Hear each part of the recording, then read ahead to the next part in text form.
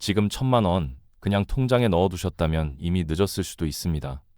물가는 매년 오르고 화폐 가치는 조용히 녹아내리고 있거든요. 전문가들은 말합니다. 현금을 쥐고 있는 건 얼음을 손에 들고 버티는 것과 같다고요. 그런데 문제는 어디에 어떻게 넣어야 하는지 아무도 제대로 알려주지 않는다는 겁니다.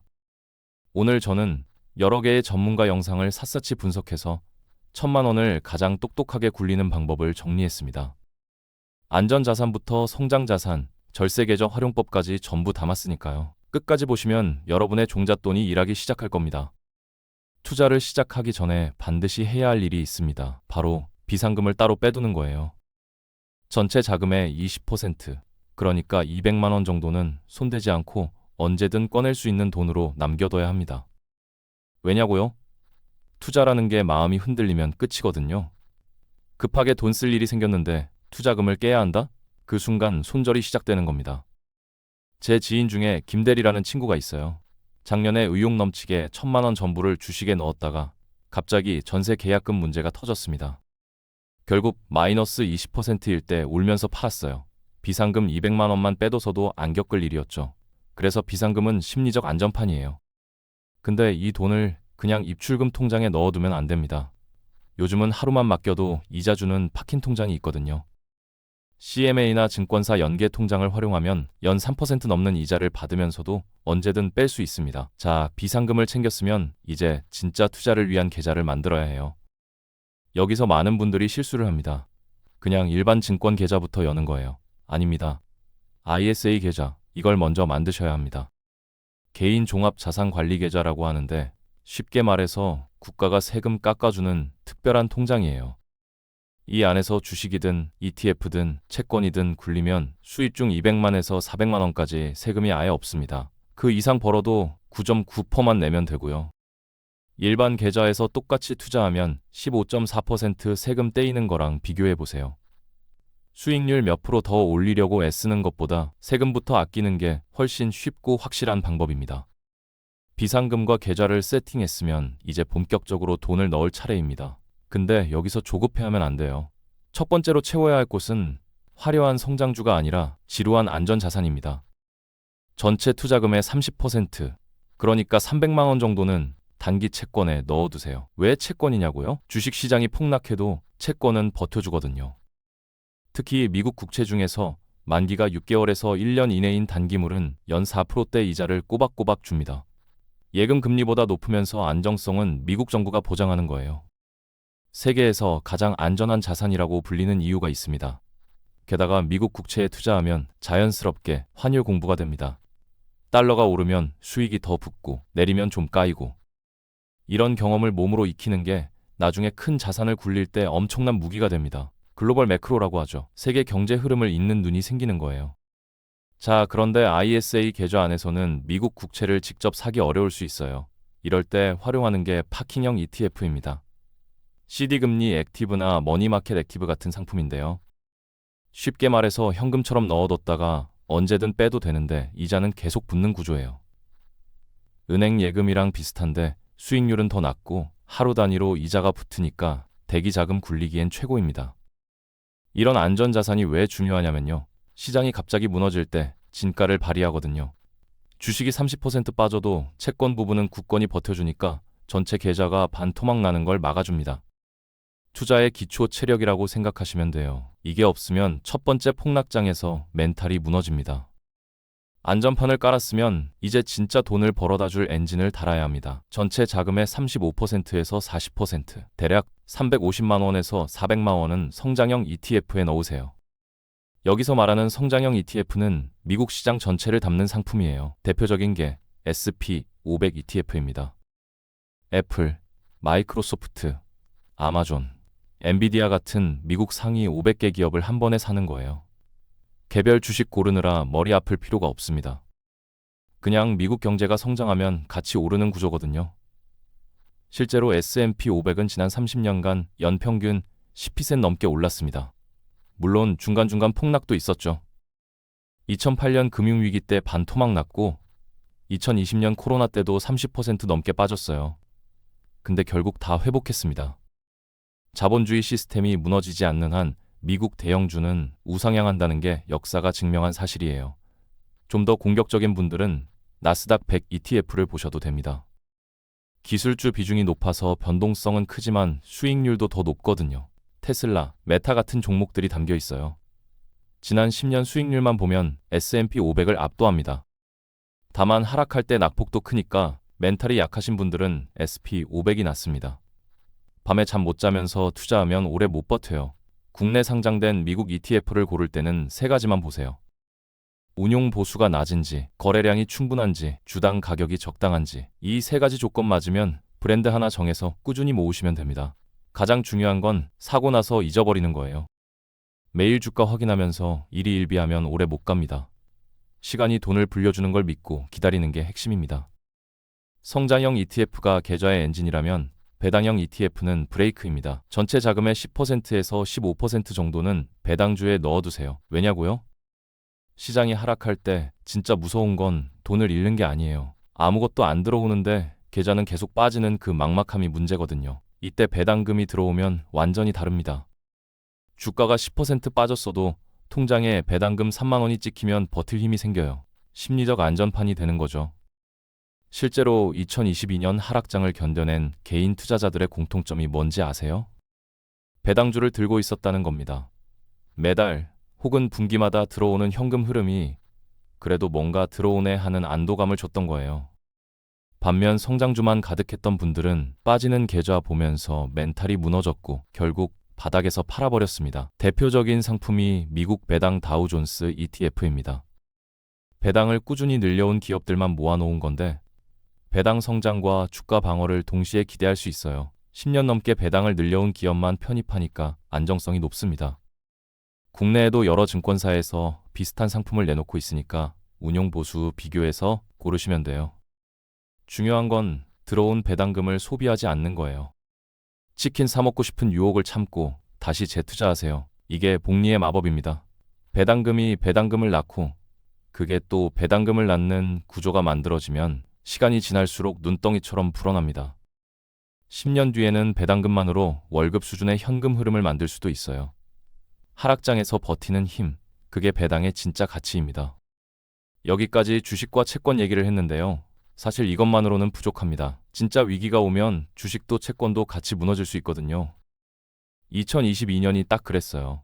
주식 빠지고 채권도 빠지고 숨을 곳이 없었습니다. 이럴 때 빛나는 게 바로 금이에요. 전체 자산의 5%에서 10%, 그러니까 50만 원에서 100만 원 정도는 금에 넣어두세요. 금은 수천 년간 인류가 인정한 유일한 실물 화폐입니다. 전쟁이 나도 나라가 망해도 금만큼은 가치를 잃지 않았어요. 로마 제국이 무너질 때도 세계 대전 중에도 금은 살아남았습니다.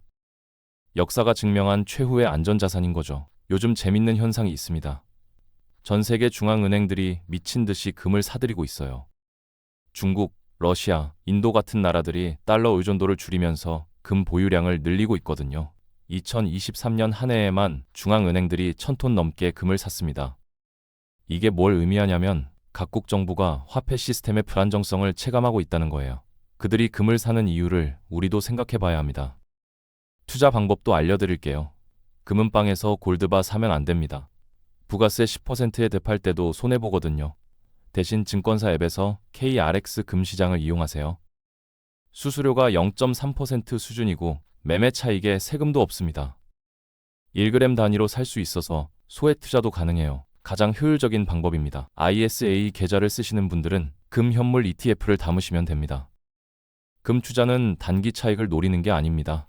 10년, 20년 뒤에도 내 자산의 구매력을 지키기 위한 보험이에요.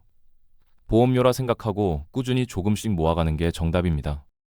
금이 아날로그 세계의 안전자산이라면 디지털 세계의 안전자산도 고려해볼 만합니다. 바로 비트코인이에요. 여기서 많은 분들이 고개를 갸웃하실 거예요. 비트코인이 안전자산이라고요? 그 변동성 큰 코인이요? 맞습니다. 단기적으로는 롤러코스터예요. 하지만 장기적인 관점에서 보면 얘기가 달라집니다. 비트코인은 총 발행량이 2,100만 개로 고정되어 있어요. 정부가 마음대로 찍어낼 수 있는 화폐와 근본적으로 다르죠. 그래서 디지털 금이라고 불리는 겁니다. 실제로 2024년에는 미국에서 비트코인 현물 ETF가 승인되면서 기관 투자자들의 자금이 쏟아져 들어왔어요. 더 이상 개인들만의 투기 수단이 아니라는 뜻이죠. 전문가들이 말하는 바벨 전략이라는 게 있어요. 한쪽 끝에는 아주 안전한 자산, 반대쪽 끝에는 고위험 고수익 자산을 두고 가운데는 비워두는 거예요. 금과 비트코인을 함께 가져가면 이 바벨 전략이 완성됩니다. 전쟁이나 물리적 위기가 오면 금이 빛나고, 계좌 동결이나 자본 통제 같은 디지털 위기가 오면 비트코인이 빛나는 구조예요. 서로 다른 종류의 위험을 해지하는 거죠. 게다가 좋은 소식이 있습니다. 현재 국내 세법상 가상자산 과세가 계속 유예되고 있어요. 이 시기를 활용하면 매매 차익에 세금 부담 없이 투자할 수 있습니다. 물론 세법은 바뀔 수 있으니까 최신 정보를 항상 확인하셔야 해요. 다만 절대 명심하셔야 할 게 있습니다. 비트코인은 전체 자산의 5%에서 10%를 넘기면 안 돼요. 하루에 20% 빠지는 것도 흔한 시장이거든요. 없어져도 생활에 지장 없는 돈만 넣으세요. 욕심내서 비중을 늘리는 순간 투자가 아니라 도박이 됩니다. 이제 어디에 투자할지는 정해졌습니다. 근데 여기서 가장 중요한 게 남았어요. 바로 언제, 어떻게 사느냐의 문제입니다. 1,000만 원을 들고 증권사 앱을 켰다고 상상해보세요. 마음이 급해집니다. 빨리 사야 오를 것 같고 안 사면 뒤처지는 것 같고, 이때 한 번에 몰빵하면 망합니다. 진짜로요. 운이 좋으면 바닥에 살 수도 있지만 대부분은 고점에 삽니다. 왜냐하면 우리가 투자하고 싶을 때는 시장이 좋을 때거든요. 뉴스에서 주식 오른다고 떠들고 주변에서 돈 벌었다고 자랑할 때 마음이 동하잖아요. 그때가 보통 고점이에요. 2021년 말이 딱 그랬습니다. 모두가 주식 얘기하고 빚내서 투자할 때 바로 직후에 2022년 대폭락이 왔죠. 그래서 분할 매수가 필수입니다. 1,000만 원을 한 번에 넣지 말고 3개월에서 4개월에 걸쳐 나눠서 사세요. 매달 250만 원씩 혹은 매주 60만 원씩 기계적으로 사는 거예요. 감정을 빼고 기계처럼 움직여야 합니다. 이렇게 하면 내가 산 가격이 고점인지 저점인지 고민할 필요가 없습니다. 평균 매입 단가가 알아서 관리되거든요. 어떤 전문가가 자주 하는 말이 있어요. 계란을 한 바구니에 담지 말라는 건 다 아는데 바구니를 하나만 쓰면서 계란 종류만 바꾸는 사람이 많다고요. 진짜 분산은 자산도 나누고 통화도 나누고 시점도 나눠야 완성됩니다. 원화와 달러, 한국과 미국, 주식과 채권과 금, 이렇게 여러 어항에 물고기를 키워야 하나가 깨져도 전부 잃지 않아요. 그리고 제발 레버리지는 쓰지 마세요. 빚내서 투자하면 수익도 2배지만 손실도 2배입니다. 시장이 출렁일 때 빚은 계좌를 순식간에 깡통으로 만들어버려요. 자, 이제 지금까지 말씀드린 내용을 정리해 드릴게요. 1,000만 원을 어떻게 쪼개야 하는지 구체적으로 보여드리겠습니다. 먼저 200만 원은 파킹 통장에 넣어두세요. 이게 비상금입니다. 절대 투자하면 안 되는 돈이에요. 급하게 쓸 일이 생겨도 투자금 건드리지 않게 해주는 방패막이죠. 토스뱅크나 카카오뱅크 같은 데서 연 2%대 이자 주는 파킹 통장 쉽게 만들 수 있습니다. 다음으로 300만 원은 안전자산에 배분합니다. 미국 단기 국채 ETF나 파킹형 ETF에 넣으면 돼요. 연 4% 정도 이자 받으면서 시장이 흔들릴 때 버텨주는 기초 체력이 됩니다. 폭락장에서 이 부분이 계좌 전체를 지켜줘요. 나머지 500만 원이 진짜 투자금이에요. 이걸 ISA 계좌 안에서 굴리시면 됩니다. 세금 아끼면서 복리 효과를 극대화하는 거죠. 500만 원 중에서 350만 원은 S&P 500 ETF에 넣으세요. 미국 경제 전체를 사는 겁니다. 그 다음 100만 원은 국내 대표주 ETF에 배분하세요. 코스피 200이나 배당주 ETF가 좋습니다. 원화 자산도 어느 정도 갖고 있어야 환율 리스크를 줄일 수 있거든요. 마지막 50만 원은 금에 넣으세요. KRX 금 시장이나 금 현물 ETF를 활용하시면 됩니다. 만약 본인이 비트코인에 관심 있고 변동성을 감당할 수 있다면 금 50만 원 중 절반을 비트코인으로 돌려도 괜찮아요. 이건 선택 사항입니다. 근데 이 비율이 절대적인 건 아니에요. 나이가 젊고 공격적인 성향이라면 성장형 비중을 60%까지 높여도 됩니다. 반대로 은퇴가 가깝거나 안정을 추구한다면 채권 비중을 40%까지 올리세요. 중요한 건 한번 정한 비율을 지키면서 6개월이나 1년마다 리밸런싱하는 습관입니다. 비율이 틀어지면 다시 맞춰주는 거예요. 포트폴리오를 완성했다고 끝이 아닙니다. 사실 여기서부터가 진짜 시작이에요. 초심자들이 가장 많이 빠지는 함정이 있거든요. 바로 과신과 레버리지입니다. 시장이 좋을 때 이런 현상이 벌어져요. 주식도 오르고, 코인도 오르고, 부동산도 오르고, 모든 자산이 동시에 오르는 걸 에브리싱 랠리라고 합니다. 이때 사람들은 착각해요. 내가 투자를 잘하는구나. 나는 남들과 다르구나. 그래서 더 큰 돈을 넣고 싶어지죠. 급기야 빚까지 내서 투자합니다. 영끌이라고 하죠. 주변에서도 다들 하니까 안 하면 바보 같은 기분이 들어요. 근데 생각해보세요. 모두가 돈을 벌고 있다면 그 돈은 어디서 오는 걸까요? 새로 들어오는 돈이 가격을 올리고 있는 거예요. 더 이상 새 돈이 안 들어오는 순간 음악이 멈춥니다. 의자 앉기 게임에서 음악이 멈추면 누군가는 서 있어야 하잖아요. 그게 마지막에 들어온 사람입니다. 2021년 말이 딱 그랬어요. 모두가 환호하고 있을 때 거품이 최고조였고 2022년에 처참하게 무너졌습니다. 빚내서 투자했던 사람들은 강제 청산당하거나 수년간 빚만 갚고 있어요. 그러니까 남들이 수익 인증하는 거 보고 조급해하지 마세요. 인스타그램에 올라오는 건 성공 사례뿐입니다. 실패한 사람은 조용히 사라지거든요. 생존자 편향이에요. 우리 눈에 보이는 건 살아남은 사람들 뿐이라는 거죠. 초보자일수록 자기 실력을 의심해야 합니다. 개별 종목 골라서 대박 내겠다는 생각은 버리세요. 그건 전업 투자자들도 어려워하는 일이에요. 우리는 그냥 시장 전체를 사는 ETF로 평균 수익률 먹으면 됩니다. 워렌 버핏도 말했잖아요. 대부분의 투자자에게 S&P500이 최선이라고요. 잃지 않는 투자가 최고의 투자입니다. 마지막으로 가장 중요한 이야기를 해드릴게요. 1,000만 원 투자의 진짜 목적이 뭘까요? 돈을 2배로 불리는 것? 아닙니다. 이건 연습 게임이에요. 나중에 1억, 10억을 굴리기 위한 수업료라고 생각하셔야 합니다. 1,000만 원으로 실수해봐야 해요.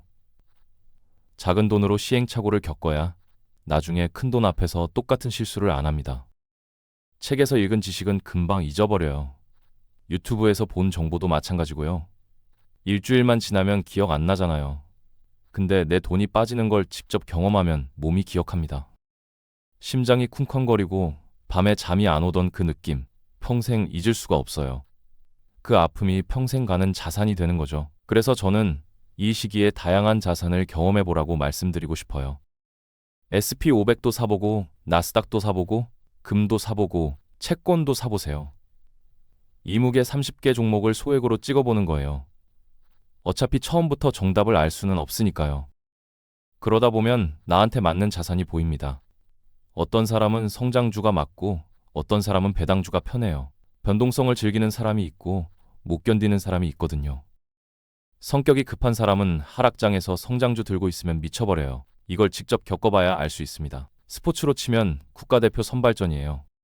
여러 선수를 테스트해보고 최종 베스트 11을 뽑는 거죠.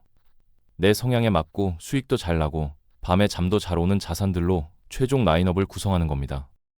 이 과정에서 작은 손실을 볼 수도 있어요. 근데 그게 예방주사입니다. 1,000만 원으로 10% 잃으면 100만 원이지만 나중에 1억으로 같은 실수하면 1,000만 원이 날아가요. 지금 아파야 나중에 안 아픕니다.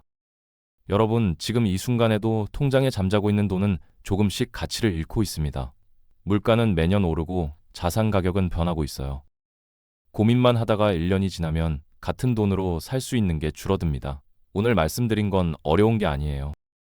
파킹 통장 만들고 ISA 계좌 개설하고 ETF 몇 개 분할 매수하는 겁니다.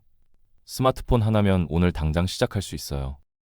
완벽한 타이밍은 없습니다. 기다리다 보면 평생 못해요. 지금 바로 은행 앱 켜시고 첫걸음을 내디드세요. 돈이 돈을 버는 시스템, 그 시작은 언제나 작은 행동입니다.